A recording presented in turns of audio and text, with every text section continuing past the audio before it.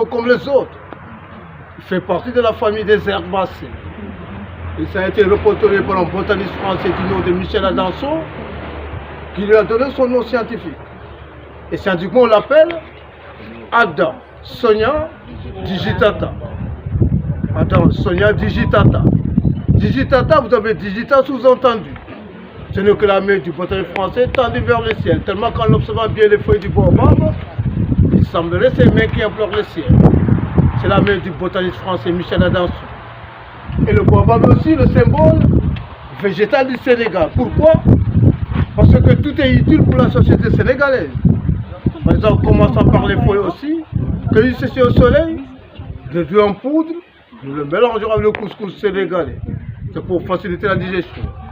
Le fruit du baobab qui part après les pelles de singe, parce que les singes en raffolent, en le cassant, il y a une pulpe blanche à l'intérieur.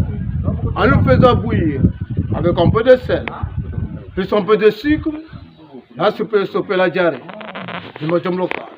C'est pour le rhume des fesses, c'est très efficace. Voilà. Et avec la sève du baobab, ça a été donné un coup avec un bout de bâton.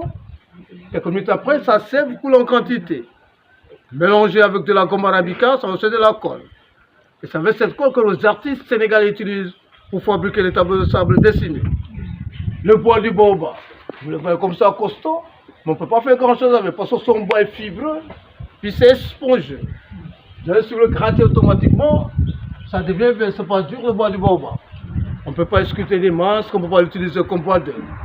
Mais quand même, avant l'arrivée de l'industrie sisale, nos ancêtres s'en servaient pour faire des cordages, pour attacher les animaux domestiques, tirer l'eau des puits, et pour faire des hamacs, pour se reposer.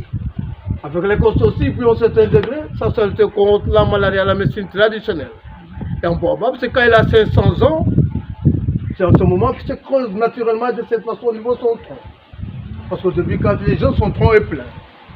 Mais au fur et à mesure que ces années avancent, il se creuse petit à petit, puis se dilate. Jusqu'aux environs de 500 ans, il forme des ouvertures naturelles au niveau du tronc. Et dès qu'il accède à ces 1000 ans, un bon matin, le baobab tombe, il est mort. Le baobab est millénaire. On ramasse l'écorce pour le verser dans les champs. Parce qu'après, ça sert à fertiliser la terre comme engrais naturel. Un baobab aussi peut tomber avant l'âge de 1000 ans, accidentellement. Mais en ce moment, couché à terre, il cause de vie couchée jusqu'à des 1000 ans. Parce que les racines du baobab ne sont pas du tout profondes. Elles sont étendues en surface. Avec ces racines aussi, puis à un certain degré, ça se contre la carie dentaire. Cause pour laquelle ils disent que le baobab est comme le cochon. On mange tout dans le cochon comme dans le baobab.